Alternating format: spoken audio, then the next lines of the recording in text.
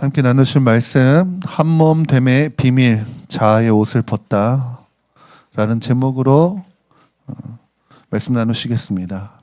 본문 에베소서 5장 21절에서 25절입니다. 에베소서 5장 21절에서 25절 우리 다 같이 한 목소리로 읽겠습니다. 시작. 그리스도를 경외함으로 피차 복종하라. 아내들이여 자기 남편에게 복종하기를 주께 하듯 하라. 이는 남편이 아내의 머리됨이 그리스도께서 교회의 머리됨과 같음이니 그가 바로 몸의 구주시니라. 그러므로 교회가 그리스도에게 하듯 아내들도 범사에 자기 남편에게 복종할지니라. 남편들아 아내 사랑하기를 그리스도께서 교회를 사랑하시고 그 교회를 위하여 자신을 주신같이 하라. 아멘. 네.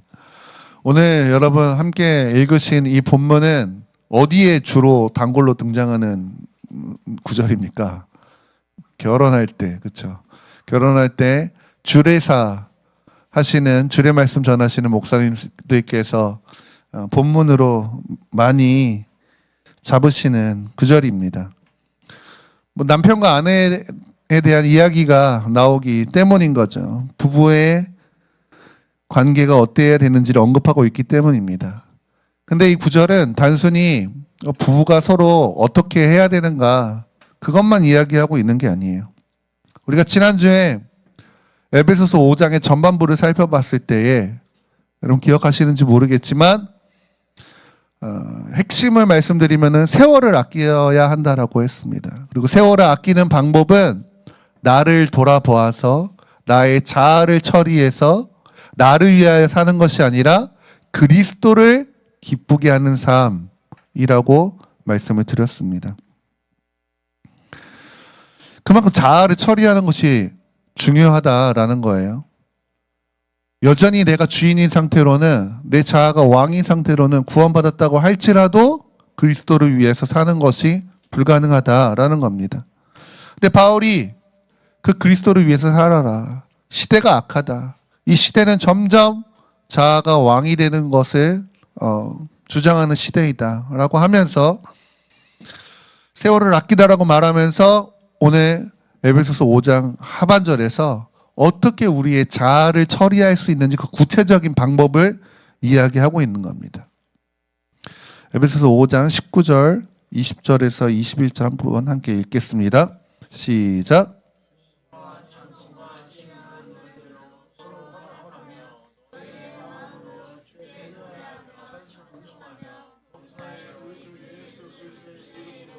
항상 아버지 하나님께 감사하며 그리스도를 경외함으로 피차 복종하라. 아멘. 오늘 이 말씀에서 이야기하고 있는 핵심은 뭐냐면은 서로 화답하는 거예요. 피차 복종하는 겁니다. 시와 찬미와 신령한 노래가 혼자 하는 게 아니에요. 개인의 고백이 아니라 공동체의 고백이 필요하다라는 겁니다. 공동체를 강조하는 거예요. 피차 복종하라고 합니다. 서로 간에 복종하라는 거예요. 혼자서는 불가능한 것을 이야기하고 있는 겁니다. 하나님, 바울이 오늘 이야기하고 있는 나의 자아를 처리하는 것, 우리가 세월을 아끼고 그리스도를 기쁘시게 하는 삶을 살기 위해서 반드시 해결해야 되는 이 문제를 어디서 해결하라고 이야기하냐면은 공동체를 이야기하고 있는 거예요. 특별히 그리스도의 몸된 교회 공동체를 이야기하고 있는 겁니다. 어떻게 공동체 안에서 나의 자아를 처리할 수 있는가? 여러분, 우리의 자아의 실체를 좀 더 이제 구체적으로 나눌 시간이 있을 수도 있겠지만, 우리 자아의 실체는 결국에는 나 스스로 하나님이 되려고 하는 이 죄와 내가 하나가 된 겁니다. 그래서 우리 자아의 본질은 내 뜻대로 하고 싶어요. 내 마음대로 하고 싶어요. 내가 원하는 것을 이루고 싶고 그거 방해받는 것을 견디지 못합니다. 내 뜻이 꺾이는 것을 극도로 싫어해요. 그래서 점점 사람은 혼자 있고 싶어해요. 그것을 방해받는 환경에 있고 싶어 하지 않아요. 그래서 나 혼자 있을 때는 말이죠. 제법 내가 괜찮은 사람 같아요. 큰 문제가 없는 것 같아요. 왜냐면 부딪힐 사람이 없으니까. 내 말에 토를 다는 사람 없고 내 의견에 반대하는 사람 없고 내 자아가 건드려지거나 방해받을 일이 없어요. 근데 다른 사람하고 있으면 이야기가 달라집니다. 나랑 조금만 다른 그 한 사람만 이랑 같이 있어도 내 자아가 부딪히고 드러나게 돼요. 내 안에 얼마나 많은 이기심이 있는지, 내 안에 얼마나 많은 욕심이 있고 이해하지 못함이 있는지, 용서하지 못함이 있는지, 분노가 가득한지 발견하게 됩니다. 그래서 사람과 사람이 자아가 부딪히는 거거든요. 결국 서로 왕이 되려고 하는 그 자아가 부딪히는 것을 통하여서 내 뜻대로 이루어지지 않으니까 스트레스 받는 거죠. 내가 왕이어야 되는데 상대방이 날 왕으로 인정하지 않아. 다 지가 왕이라고 하니까. 애들도 마찬가지고 어른과 아이 사이, 부모와 자식 사이에도 마찬가지고 부부간에도 마찬가지고 직장에서도 마찬가지입니다. 다 자기가 왕이라고 주장하는, 거기서 물론 센 놈이 있으면 센 놈이 왕노릇 할지는 모르겠지만 마음속에서는 그것에 스트레스 받고 인정하지 않으려고 하는 것이 우리 자아의 실체라는 겁니다. 그러니까 이 시대가 점점, 계속 말씀드렸잖아요, 자아를 점점 부추기는 시대라고, 자아를 점점 강하게 만드는 시대라고. 그러니까 사회의 풍조가 어떻게 되냐면은 이제는 개인화되는 것을 넘어서 핵개인화된다라고 얘기해요. 핵개인화. 이 사회적 용어 중에 하나예요. 핵 불닭 볶음면 이야기하는 게 아니라 그러니까 저 학생 때, 중고등학교 때 이미 막 사회 시간에 이제 대가족의 시대는 무너졌다고 했어요. 그리고 뭐 핵가족화 시대가 됐다라고 얘기했어요. 옛날에는 뭐 3대가 함께 살 때도 있었고 그랬는데 이제는 그냥 딱 2대, 엄마, 아빠, 자식들. 그리고 자식들도 많아야 2명, 보통 1명, 1명, 2명, 뭐 이렇게 되는 핵가족화 시대가 되어간다라고 이야기했는데, 그리고 이제 점점 그게 줄어들면서 자식을 낳지 않은 세대가 되고, 그러다가 지금 시대는 어떤 시대입니까? 1인 가구, 1인 가구. 무슨 말이냐면은 가족을 이루지 않는 시대예요. 청년들이 연애를 하지 않는다고 합니다. 이게 지금 최신 그거 중에 청년들이 인터넷에서 보면은 어떻게 연애를 나가서 부딪혀서 배우는 게 아니라 온라인에서 어떻게 하면 연애를 할 수 있지? 유튜브에서 어떻게 하면 연애를 할 수 있지? 그 연애를 못하는 것에 대해서 한탄해하고 있고, 지금 시대는 연애를 할 수 없다라고 말하는 때인 거예요. 그러니까 뭐가 발달합니까? 내 신경 건드리지 않는 반려동물 키우는 거 발달하는 겁니다. 네. 저 스타필드에 가도 이제 막 반려동물 데리고 다닐 수 있게 허락되었죠. 그 백화점과 같은 공간에, 그 로비에. 그러니까 가만히 보면은 개가 똥 싸고 오줌 싸고 지나간 것도 있어요. 그런 거 존중해 줄 수밖에 없는 시대가 된 겁니다. 사회 풍조가. 엄마 아빠의 손잡고 아이를 데리고서 나들이 했던 그런 장소에 이제는 가족이 사라지고 개 데리고 다니는 거예요. 고양이 데리고 다니고.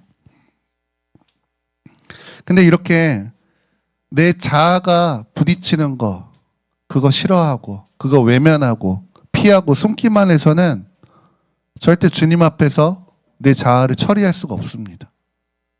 그거는 심각한 문제예요. 그냥 예수 믿는다고 말하지만 우상숭배 계속 하겠다는 이야기인 겁니다. 우리가 뭐 계속 이야기하잖아요. 갈라디아서 2장 20절. 내가 그리스도와 함께 죽었고 내 안에 주님이 사십니다. 이 고백이 진짜가 되기 위해서는 반드시 내가 왜 십자가에 죽어야 되는지 그걸 발견하고 받아들여야 되는 거예요. 이건 누가 옆에서 너는 십자가에 죽어야 되는 죄인이야 라고 말한다고 해서 되는 게 아니에요. 이거는 내가 그래야 되는 나를 발견해야 되는 거예요. 근데 그거 어디서 발견해요? 내 자아의 실체를 봐야 되잖아요. 그 자아의 실체를 가장 잘 발견하도록 돕는 환경이 공동체라는 겁니다. 근데 이 시대가 이 공동체성을 개인이라는 이름으로 파괴하고 있는 거예요. 차단해 가고 있는 거죠. 성경이 이 원리를 잘 알고 있기 때문에 피차 복종하라고 이야기하는 겁니다. 너희가 피차 복종하라. 여기서 복종하다라고 하는 이 단어의 원어는 무엇 아래에서 배치하다, 정렬하다 이런 뜻입니다. 보통 어느 때 쓰이냐면은 군대에서 하급자가 상급자의 명령에 의해서 정렬할 때 사용되는 단어예요. 그럼 군대 다녀오신 분들은 아시겠지만 상급자가 하급자에게 명령해서 정렬할 때 자기 생각은 중요하지 않죠. 거기에 자기의 의견은 필요하지 않습니다. 그냥 나의 생각과 나의 뜻을 꺾고 명령하는 자에 맞추는 것이 중요한 거예요. 그래야 정렬될 수 있어요. 근데 이 시대가 상대방한테 나를 꺾는 게 용납되지 않는 시대인 거예요. 내가 왕이 돼야 되니까. 자아가 얼마나 비대해졌는지 자식이 부모한테 자기를 꺾으려고 하지 않아요. 학생이 선생한테 자기를 꺾으려고 하지 않습니다. 군대 얘기했지만 군대에서 상급자, 하급자의 개념이 없어요.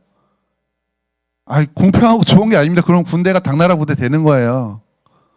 미국이 자유로운 나라, 막 이런 얘기하고 막 미국은 막 영어는 존댓말도 없다, 막 이렇게 하지만은 군대에서 그딴 거 없어요. 자유로울 땐 자유롭지만 상명하복이라고 하는 질서가 무너지면은 그럼 군대가 기능을 할 수 없는 겁니다. 근데 지금 대한민국 군대가 그렇게 되어가고 있어요. 요즘에 6개월 단위로 동기래요. 저도 보고 깜짝 놀랐어요. 6개월 단위로. 옛날에는 하루 단위로도 선임 후임이 깍듯했는데 지금은 6개월. 그래서 6개월 차이면 2등병하고 1병도 동기라고 반말하고 그래요. 2등병한테 뭐 시키면 큰일 난대요. 엄마한테 전화 온답니다. 중대장한테. 왜 우리의 야간 근무 세우냐고. 이게 뭐 자기를 꺾으려고 하지 않죠. 이게 우리 자아의 실체라는 겁니다. 환경과 상황만 허락되면 어떻게든 그렇게 하려고 하는 겁니다. 그래서 뭐 내 뜻과 내 의지를 꺾어서 복종하려면은 진짜 나보다 압도적으로 강력한 존재이거나 힘의 우위에 있거나 아니면 내가 그렇게 했을 때 뭔가 이득이 있거나 그 정도는 돼야지 나를 꺾으려고 한다는 겁니다. 근데 성경이 말씀하는 바는 그런 조건 보지 말고 서로 복종하라는 겁니다. 이거 하면 나한테 유익이 있으니까. 이거 안 하면 나한테 불이익이 있으니까. 안 그러면 저 사람 무서우니까. 그런 식으로 말고 조건을 따지지 말고 서로 복종하라는 겁니다. 흔히 말하는 아랫사람이니까 윗사람에게 복종해. 이런 것만 말하는 것이 아니라 피차인 거예요. 피차. 나이가 많든 직분에 있어서 리더이든 무엇이든 간에 그것 관계없이 피차 복종하라는 겁니다. 그게 가능한 이유는 무엇입니까? 21절에 그리스도를 경외하면 그렇게 될 수 있다라는 거예요. 야, 내가 너한테 왜 복종해야 돼? 내가 너한테 왜 내 뜻을 꺾어야 돼? 그리스도를 경외하면 그렇게 할 수 있다라는 겁니다. 우리 마음속에 야, 내가 다른 사람 몰라도 저 사람한테는 내 뜻을 꺾을 수 없겠어. 내가 100번 양보해도 틀린 건 너지. 내가 아니야. 내가 옳지. 네가 잘못됐지. 너한테 내 뜻을 꺾을 수 없어. 이런 생각이 우리 안에 들 수가 있어요. 그러니까 서로에게 복종하는 것이 납득되지 않아요. 이해되지 않아요. 인정되지 않습니다. 근데 주님이 그런 우리의 마음 가운데 말씀하시는 거예요. 누가 너네가 이해되니까 복종하라고 하는 거냐. 니네가 서로 대단하기 때문에 복종하라고 하는 것이 아니라 나 때문에 복종하라고 하는 것이다. 그리스도를 경외함으로 피차 복종하라고 성경이 말씀하고 있는 겁니다. 그래서 공동체 안에서 특별히 그리스도의 몸된 교회 공동체 안에서 그리스도를 경외함으로 피차 복종하라고 하는 이 명령을 통해서 우리는 우리를 보게 되는 거예요. 어떻게든 꺾이지 않고 어떻게든 살아남으려고 하는 내 자아의 발악을 보게 되는 겁니다. 그러면서 나를 발견하는 거예요. 이거를 세상에서는 볼 수 없죠. 그러니까 십자가 이 복음의 진리의 기준 없이는 알 수가 없죠. 그냥 당연히 내가 옳은 것이 기준이니까. 근데 십자가 앞에서, 진리 앞에서 이게 나의 자아이구나, 이게 나의 죄된 실체이구나 라는 것을 발견하게 될 때 십자가를 받아들이게 되는 겁니다. 그렇게 될 때 주님을 경외함으로 내 자아를 굴복시켜서 복종하게 되는, 결국엔 이건 뭐예요? 내 자아가 처리된 거예요. 내 자아가 처리되지 않은데 어떻게 피차 복종하겠습니까? 이 과정이 반드시 필요한 이유는 공동체 안에서 서로 복종하는 이 자아를 처리하는 방법이 그리스도 안에 거하는 아주 결정적이고 실제적인 방법이기 때문입니다. 에베소서 4장 16절 한번 읽어보시겠습니다. 시작. 그에게서 온몸이 각 마디를 통하여 도움을 받음으로 연결되고 결합되어 각 지체의 분량대로 역사하여 그 몸을 자라게 하며 사랑 안에서 스스로 세우느니라. 아멘. 성경이 우리를 예수 그리스도의 몸이라고 말씀하고 있어요. 근데 나 혼자는 몸이 될 수 없어요. 나 혼자의 머리가 그리스도이시고 너 혼자의 머리가 그리스도이시고 몸이고, 각자가 그런 게 아니라 우리가 서로 연결된 하나의 살아있는 존재. 이거 조금 신학적으로 이야기하면은 하나의 유기체로 있을 때 몸이라고 이야기합니다. 무슨 말이에요? 쉽게 얘기하면은 공동체로 존재할 때 그리스도의 몸이라는 거예요. 그래서 나 혼자 아무리 잘나고 나한테 아무리 뛰어난 은사가 있고 내가 뭐 영성이 대단하다고 해도 몸에서 떨어져 나가면 머리와의 연결이 끊어지는 겁니다.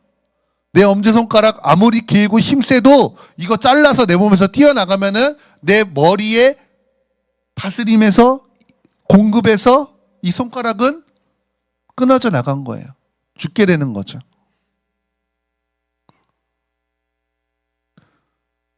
그리고 신약에서 바울이 쓴 서신들이 절반 가까이 되거든요. 그 바울의 서신 중에서 바울이 계속해서 중요하게 반복하는 단어가 바로 그리스도 안이에요. 하나님의 복음, 예수 그리스도께서 다 이루셨다고 하는 그 놀라운 일들이 다 그리스도 안에서 우리 안에 이루어진단 말이에요. 그리스도 안에 거한다는 것이 무엇이냐?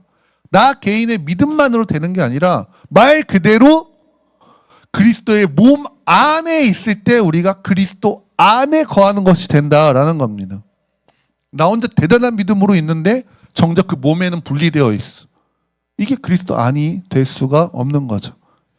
그래서 그리스도 안에 거한다는 것은 물론 나 개인의 신앙과 믿음도 중요하지만 거기에 더해서 그리스도의 몸인 교회 공동체 안에 온전히 있는 것이 반드시 중요하다라는 거예요. 에베소서 5장 25절에도 그 원리가 담겨 있습니다. 함께 읽어봅시다. 시작. 남편들이 아내 사랑하기를 그리스도께서 교회를 사랑하시고 그 교회를 위하여 자신을 주신과 같이 하라. 그리스도께서, 예수님께서 우리 개인을 아내처럼 여긴다라고 얘기하지 않아요. 우리 개인을 위해서 자신을 줬다라고 이야기하지 않습니다. 개인을 위해서 십자가에서 죽으셨다라고 말하지 않아요. 오해하지 말으셔야 되는 것은 나 개인을 위해서는 예수님이 십자가에 죽으실 리 없다라는 말이 아니라 하나님의 이 구원의 약속이 그 그리스도 안이라고 하는 조건이 교회 공동체 안에 주어졌다라는 뜻인 겁니다. 그래서 사탄이 이 시대에 성도를 넘어뜨리는 전략이 무엇이냐면은 자꾸 공동체를 이탈하게 만드는 거예요. 몸을 벗어나게 만드는 겁니다. 가난한 성도라고 이야기하잖아요. 예수님 믿는데 나는 교회는 안 나가요. 그게 점점 늘어나고 있대요.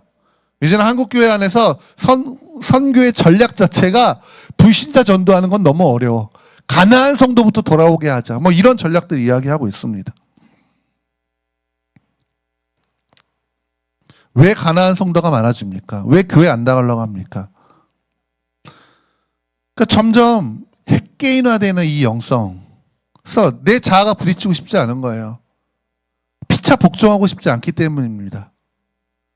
우리 코로나 거치면서 이게 더 가속화됐죠. 아이, 집에서 온라인으로 예배해도 예배라고 해주네. 이것도 나름 은혜가 있네. 내가 태어날 때부터 부모님 따라서 다녔던 그 지루한 얘기하는 그 나이도 목사님, 뭔 말 하는지도 모르는 졸린 그런 예배였는데, 온라인으로 보니까 뭐 방송국 못지않게 휘황찬란한 예배팀 있고, 막 감동 있는 찬양 있고, 대단한 말씀 전해주시는 목사님 말씀 내가 앉은 자리에서도 지역 상관없이 드릴 수 있네. 교회 굳이 나가야 되나? 이런 생각하는 겁니다. 물론 교회를 떠난 사람들의 이유 중에는 뭐 그 안에 상처도 있고 실망도 있겠죠. 근데 여러분, 세상에서는 상처 없고 실망 없는 인간관계가 있습니까? 그런 건 없어요. 그 안에서 그 상처와 실망 속에서 나를 봐야 되는 거예요. 나의 자아를 봐야 되는 거예요. 그리고 그들을 용납하고 그들과 또 그럼에도 불구하고 함께하기 위해서 내 자아를 십자가에 못 박아야 되는 기회들이 주어지는 겁니다. 때로는 용서받기도 하고 용서하기도 하는 거예요. 그런 것들을 통해서 내 자아가 십자가에 처리되는 건데, 사탄은 그냥 이거 외면하게 만드는 겁니다. 피하게 만드는 거예요. 그래서 그냥 교회 공동체, 피곤해. 교회 사람들 함께하고 싶지 않아. 떠나게 만드는 겁니다. 결국 그 안에는 사탄의 그리스도의 몸을 떠나게 만들려고 하는, 그리스도의 몸으로부터 끊어지게 만들려고 하는 교묘한 속임수가 있는 거죠. 그래서 우리는 여러분 각자 개인의 신앙을 넘어서 교회로서 그리스도의 신부가 되어서 신부다운 반응을 예수님께 해야 되는 겁니다. 그게 오늘 우리 읽었던 본문에서 하는 거예요. 아내들이여 자기 남편에게 복종하기를 주께 하듯 하라. 이는 남편이 아내의 머리됨이 그리스도께서 교회의 머리됨과 같으니 그가 바로 몸의 구주시니라. 그러므로 교회가 그리스도에게 하듯 아내들도 범사에 자기 남편에게 복종할지라. 우리가 공동체를 떠나서 내가 그리스도께 복종한다는 말 자체가 오늘 말씀에 의하면 성립할 수가 없는 거예요. 교회와 그리스도의 관계가 남편과 아내의 관계인데 나 혼자 아내인 게 아니라 교회가 아내라고. 그래서 아내인 너희는 나에게 복종해라 라고 하는 이 관계 자체가 교회 안에 있을 때 성립되는 건데, 아니 나는 나 혼자야. 나는 나 혼자 신앙이야. 라고 하면 나는 여기서 주님께 복종할게요 라고 하는 말 자체가 말이 되지 않는다라는 겁니다. 나를 부인하고 공동체 안에서 내가 연결되고 연합할 때, 그때서야 내가 예수 그리스도의 아내가 되어서 예수 그리스도의 신부가 되어서 그분에게 복종도 할 수 있게 되는 거죠. 또 25절, 26절, 27절 뭐라고 합니까? 남편들을 아내 사랑하기를 그리스도께서 교회를 사랑하고 교회를 위하여 자신을 주신같이 하라. 우리가 신부된 그리스도의 몸으로 있을 때에 그 안에서 신랑이신 주님이 26절처럼 우리를 말씀으로 깨끗하게 하세요. 우리를 거룩하게 하십니다. 우리를 티나 주름 잡힌 것 없는 영광스러운 교회로 세워가십니다. 영광스럽다라는 것은 하나님이 하나님 차원에서 계획하신, 하나님 수준에서 계획하신 우리를 향한 뜻을 말하는 거예요. 우리가 봤을 때 영광스러운 교회. 우리는 지하가 아니라서 그래도 감사한데, 감사한 건지 모르겠지만 삼각교회 벗어나서 단독 건물 얻어서 수백 명 나오고 수천 명 나오는 교회 되는 것이 영광스러운 교회인 게 아니라 하나님 마음에 품으셨던 그 교회, 하나님 뜻을 이루는 교회. 오늘 우리는 사실은 다 알지도 못하고 우리는 상상할 수도 없는 하나님이 정말 우리에게 이루고 싶은 그 교회의 모습이 영광스러운 교회인 겁니다. 그게 우리가 신부로서 그의 몸 안에 붙어 있을 때 주님이 우리를 그렇게 만들어 가신다라는 거예요. 그러니까 바울이 남편과 아내의 관계가 그리스도와 교회의 관계임을 설명하고 이것을 통해서 우리가 공동체로서 그리스도 앞에 어떻게 서야 되는지를 말씀해 주고 계시는 거죠. 또 뿐만 아니라 이 이후에 6장 전반부까지도 계속해서 관계에 대한 이야기들이 나옵니다. 그래서 사실은 남편과 아내라는 것이 무엇입니까? 이거 가정 이야기가 아니에요. 믿는 사람이 서로 남편과 아내가 됐다라는 것은 예수를 구주로 인정하는 두세 사람이 모인 거예요. 교회가 시작됐다라는 겁니다.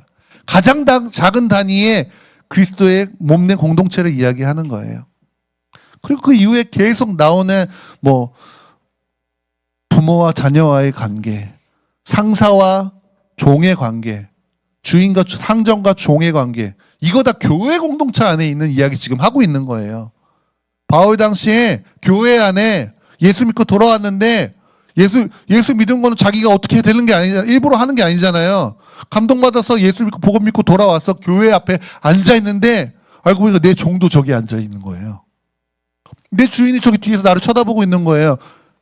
그래서 교회 안에서 피차 복종하고 사랑해야 되는데 누구는 상전이니까 뒷짐지고 있고 누구는 거기서도 종이니까 종 노릇하고 있고 그런 것들을 바울이 지금 다루고 있는 거거든요. 그러니까 교회 공동체를 지금 다 이야기하고 있는 겁니다. 그래서 이 다양한 관계들을 통해서 우리가 어떻게 실제적으로 그리스도 안에 있을 수 있는지 공동체를 통해서 그 구체적인 모습들을 지금 말하고 있는 거예요. 그래서 지금 단순히 이 부분은 그리스도와 교회는 남편과 아내 같은 관계야 라고 하는 남편과 아내로 비유만 이야기하고 있는 것이 아니라 그것도 있지만 또한 동시에 실제적으로 남편과 아내의 관계가 어때야 되는지도 이야기하고 있는 겁니다. 32절, 33절 한번 읽어볼까요? 시작. 이 비밀이 크도다. 나는 그리스도와 교회에 대하여 말하노라. 그러나 너희도 각각 자기의 아내 사랑하기를 자신같이 하고 아내도 자기 남편을 존경.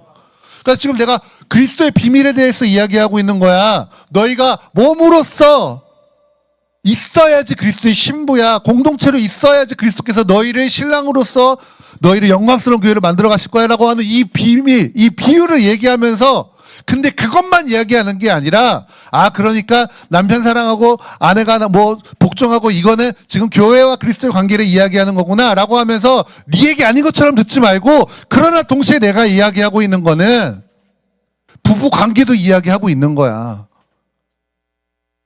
그리고 남편들은 아내 사랑하기를 자신 사랑하는 것처럼 하고 아내도 남편을 존경하고 복종해. 이거는 실제 너희들의 부부 관계 안에 주어지는 나의 구체적인 지침이야 라고 바울이 이야기하고 있는 겁니다. 왜 그렇습니까? 왜 이게 중요합니까? 아까 말한 것처럼 부부가 그리스도의 공동체를 이루는 가장 기초적이고 가장 핵심적이고 실제적인 관계이기 때문입니다. 여러분, 우리가 오해하지 말아야 되는 거는 부부가 된다는 것이 단순히 개인의 행복만을 위해서 하나님이 허락하신 게 아니라는 거예요.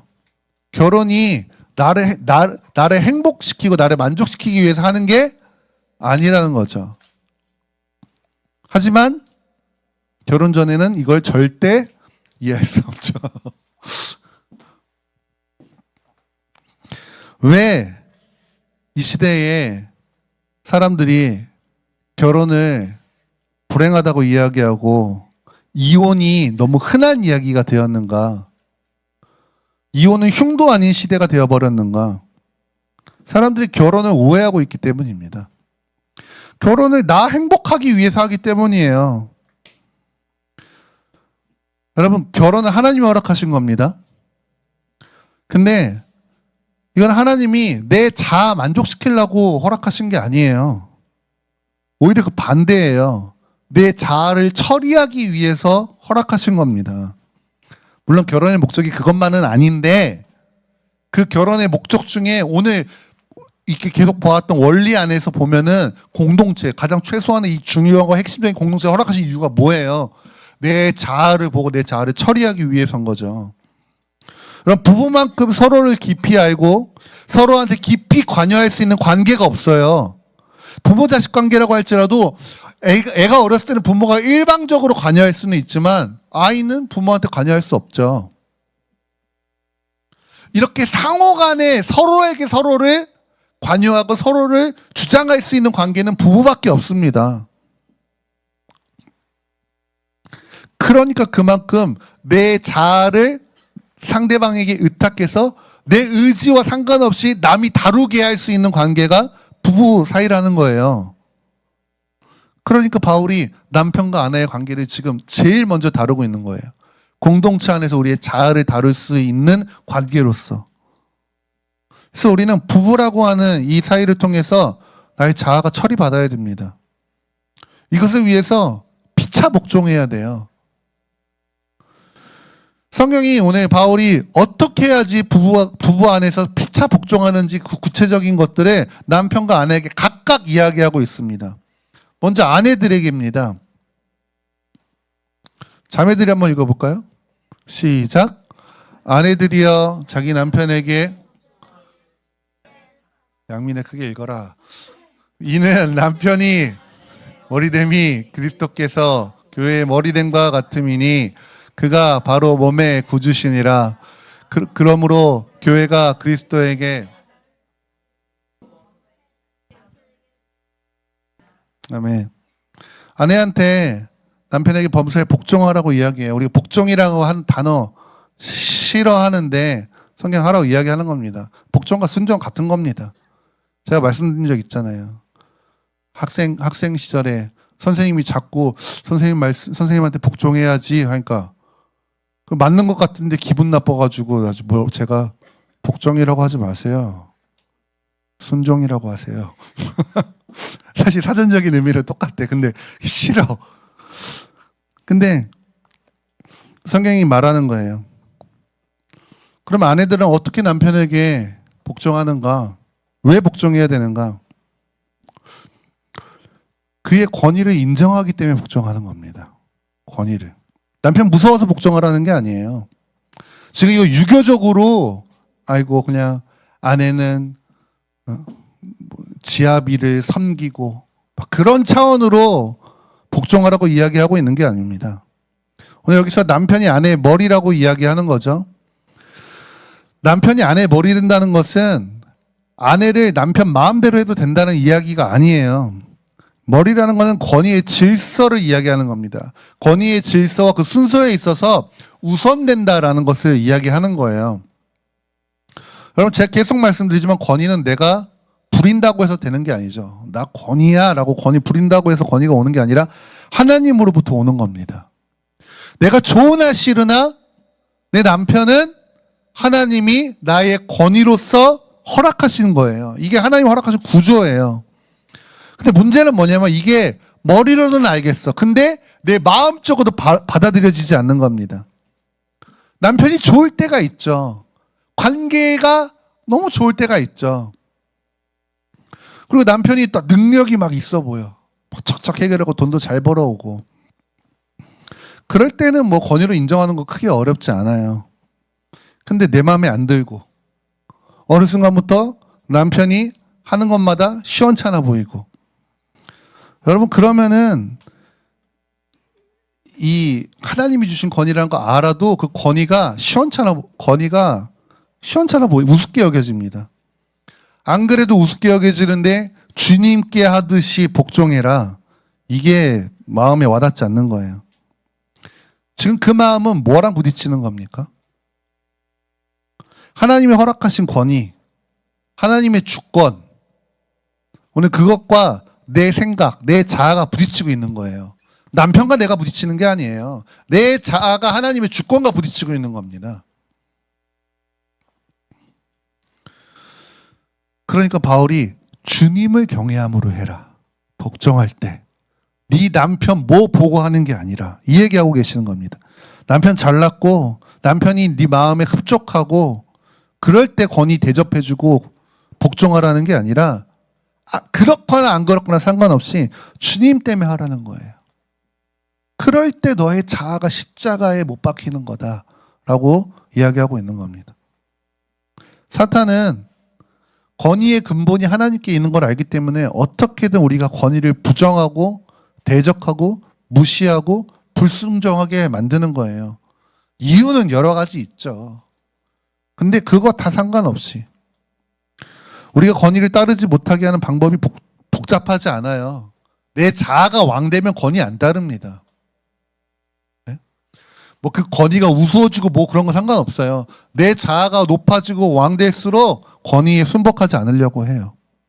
그래서 우리는 이 반대로 해야 됩니다.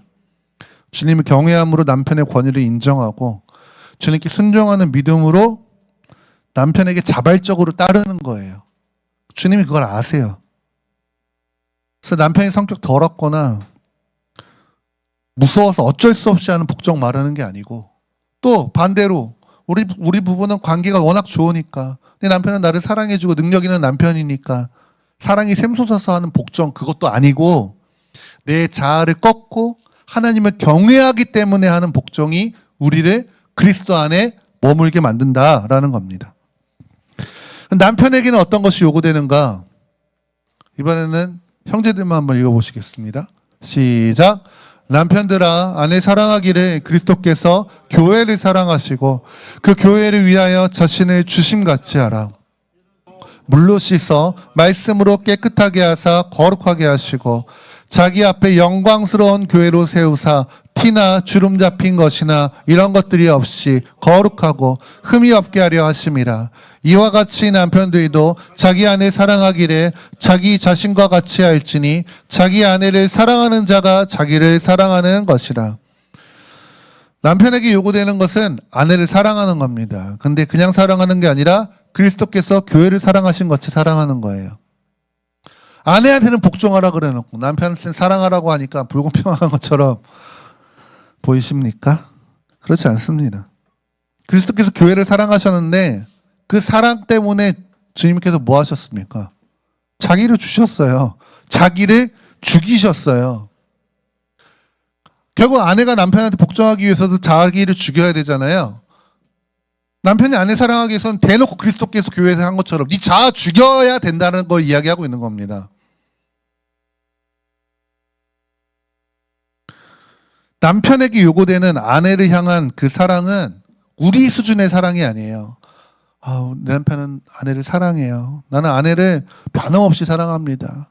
뭐 차인표 신혜라 부부처럼 뭐 최수정 부부처럼 나이가 들어서 나는 여전히 설레요. 아내를 보면은 사랑스러워. 막 그런 거 이야기하는 게 아니에요.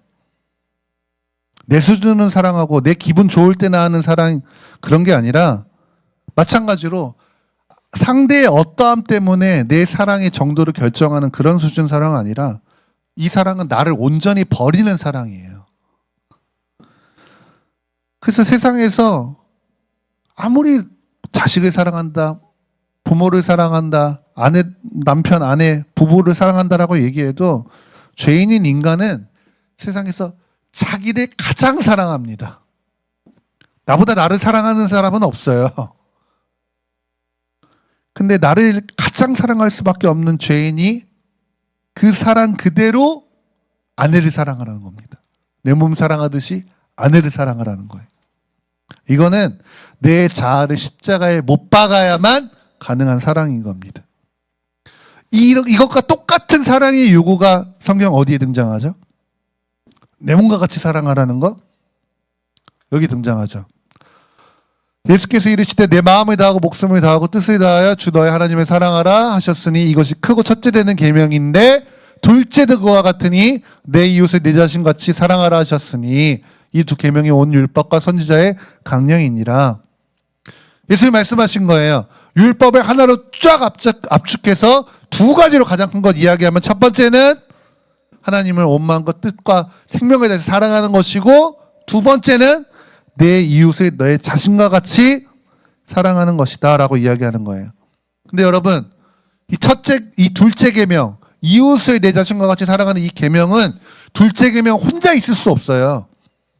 첫째 계명이 있어야 둘째 계명이 있습니다. 첫째 계명과 둘째 계명은 분리되는 게 아니라 동전의 양면처럼 하나인 거예요. 그래서 반드시 첫째 계명, 마음과 목숨과 뜻을 다해서 하나님을 사랑할 때에만 내 이웃을 내 자신과 같이 사랑하게 되어지는 겁니다. 그래서 이건 무슨 말이에요? 결국에는 여기서 요구되는 이웃 사랑도 결국 내 수준의 사랑으로 이웃을 사랑하라는 게 아니에요.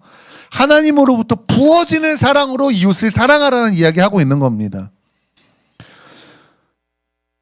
그래서 아내를 그리스도께서 교회를 사랑하신 것 같이 사랑하라 라고 하는 이거는 남편이 할 수 있는 최선을 다해서 애틋하게 사랑하라 그런 이야기 하는 게 아니라 남편들아 너의 자아를 찢어서 하나님의 사랑이 너희 가운데 부어져서 아내에게 흐르게 해라 이 얘기하는 거예요. 그래서 아내들을 내 자신과 같이 사랑하는 이 사랑을 위해서는 반드시 자아의 처리가 필요한 겁니다. 이 명령에 순종하면은 남편에게 아무리 머리로서의 권위가 있어도 이 권위를 부적절하게 사용할 수가 없어요. 옛날에는 이 권위 부적절하게 사용했죠. 지금은 뭐 법적으로도 그런 게 불가능하지만 남편이 아내 때리고 이런 일들 뭐 하는 겁니까? 이런 하나님이 주신 권위를 부적절하게 사용하고 있는 거죠. 폭력으로서 쓰고 있는 거죠. 근데 이 명령에 순종하고 있으면은 권위가 아무리 있어도 힘이 있어도 안 하는 거예요. 오히려 진짜 권위의 주인이신 예수님처럼 하게 됩니다. 예수님 어떠셨습니까? 예수님 온 우주의 머리 되는 권위를 갖고 계신 분이에요. 그럼에도 불구하고 그분이 뭐 하셨어요? 제자들 발을 씻겨주시잖아요. 가장 낮은 곳에서 그러면서 말씀하시나요? 너는 높아지고 싶으면 낮은 자가 돼야 돼. 권위는 낮은 데서부터 올라오는 거야. 그리고 결국에는 어떻게 하세요? 자기를 죽기까지 희생하시지 않습니까? 남편한테 이 사랑이 요구된다라는 겁니다. 그래서 내 자아를 십자가에 못 박고 아내의 어떠한과 상관없이 아내가 잘하니까 그런 게 아니라 아내의 어떠한과 상관없이 하나님을 경외하기 때문에 아내보다 내 스스로 낮아져서 그의 발을 씻기고 아내의 가장 미천한 그것을 내가 섬기면서 사랑하는 것, 이게 남편에게 요구되는 피차의 복종함입니다. 그래서 남편들은 이런 아내와의 관계를 통해서 그리스도 안에 머물 수 있게 되는 겁니다. 아내는 권위의 복종함을 통해서, 남편은 자기를 못 박은 자기의 전부를 다한 사랑함을 통해서 부부가 그때서 비로소 하나 되는 거예요. 나의 자아가 처리가 되고 나의 자아가 처리가 돼야지 하나가 되죠. 인간의 자아는 둘이 섞일 수가 없습니다. 근데 우리 서로의 자아가 처리가 되면 그때서 비로소 하나가 되는 거죠. 한 분 머리이신 그리스도만 두고서 각자 머리가 자기가 돼 있으니까 하나가 안 되는 거예요. 그때 이 부부는, 이 가정은 그리스도를 기쁘시게 하는 강력한 공동체가 된다라는 겁니다. 함께 기도하기 원합니다. 바울이 지금 성도가 어떻게 해야지 하나님을 기쁘시게 하는 삶을 살고 세월을 아낄 수 있는지에 대해서 이야기하는 겁니다. 그 구체적인 방법은 공동체 안에서 이루라는 거예요. 공동체 안에서 자아를 처리하라는 거예요. 여러분 혼자서는 안 됩니다. 공동체 안에 거하셔야 돼요. 오늘 우리가 왜 연합 예배 같은 거 합니까? 불편하잖아요. 우리 교회 안에서 그래도 이제 익숙해졌어요. 교회 예배하는 형식도 익숙하고 주일날 아침에 나와서 예배드리고 밥 먹고 집에 가는 어떤 이 루틴도 제법 익숙해졌어요. 근데 또 뭐 여기다가 뭘 더해서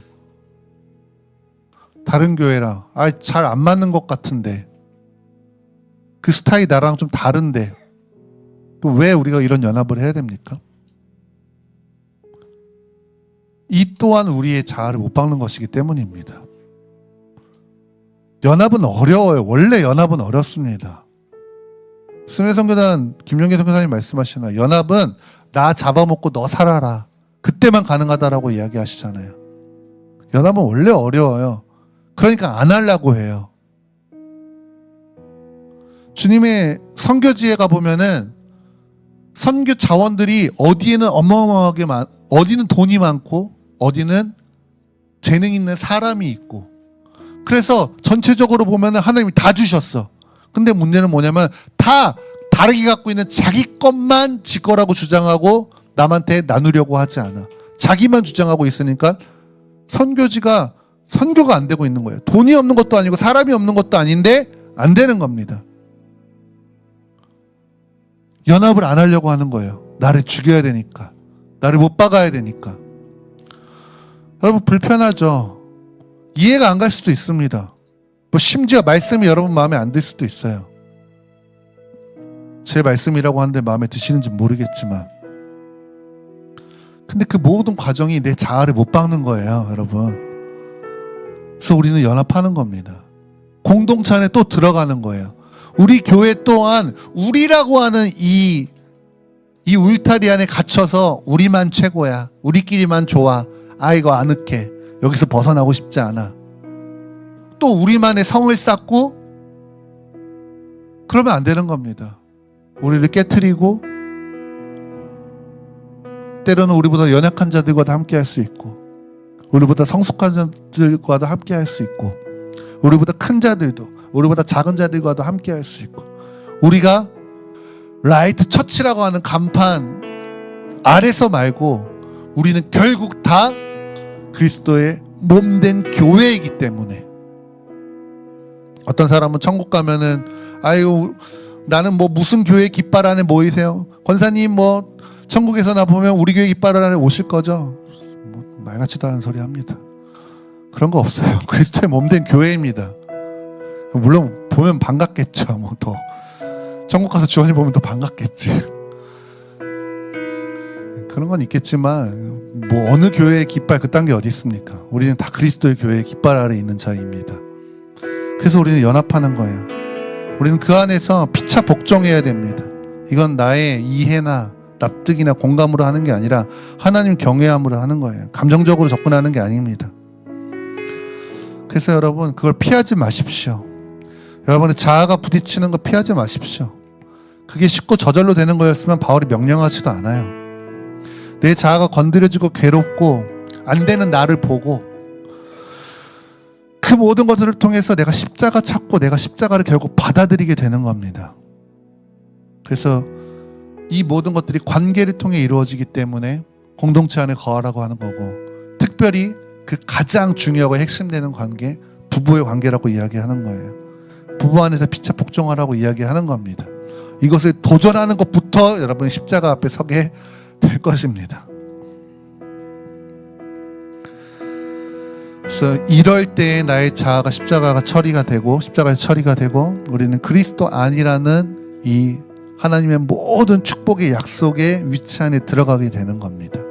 우리의 세월을 아끼고 그리스도를 기쁘시게 하는 삶을 살 수 있게 되는 겁니다. 그래서 오늘 이제 우리 함께 기도할 때, 하나님 오늘 나의 몸을, 나의 영혼을 그리스도의 몸된 교회에 의탁하기를 원합니다. 물론 지금 여러분에게는 라이트 처치이시죠. 근데 이것은 제가 여러분에게 이 교회의 담임 목사로서 여러분의 교회에 더 소속감 주고 충성되게 하려고 이 얘기하고 있는 게 아니에요. 오늘 여러분 함께 봤지만 여기에 제 주장이 어디에 있습니까? 성경을 여러분에게 다 말씀드린 것이지. 성경이 그거 이야기하고 있는 거예요. 저도 마찬가지입니다. 오늘 나의 개인주의를 버리고 공동체를 저는 선택하겠습니다. 물론 부담스럽습니다. 때로는 그냥 혼자 있고 싶습니다. 나를 노출하고 싶지 않습니다. 나의 연약감을 드러내고 싶지 않습니다. 존중받고 싶습니다. 하지만 그럼에도 불구하고 공동체에 나를 의탁하고 나를 드리는 것은 그것이 나의 자아를 처리하는 것이고 내가 그리스도 안에 거하는 것이라는 것을 믿기 때문입니다. 오 성령 하나님, 우리가 그리스도 안에서 주님 나의 자아가 처리가 되고 나를 그리스도의 몸된 공동체 안에 온전히 의탁하여서 주님 그리스도 안에 거하여서 그리스도를 기쁘게 할 수 있는 우리가 되게 하여 주십시오라고 주의 이름 부르며 함께 기도하며 나아가시겠습니다. 주님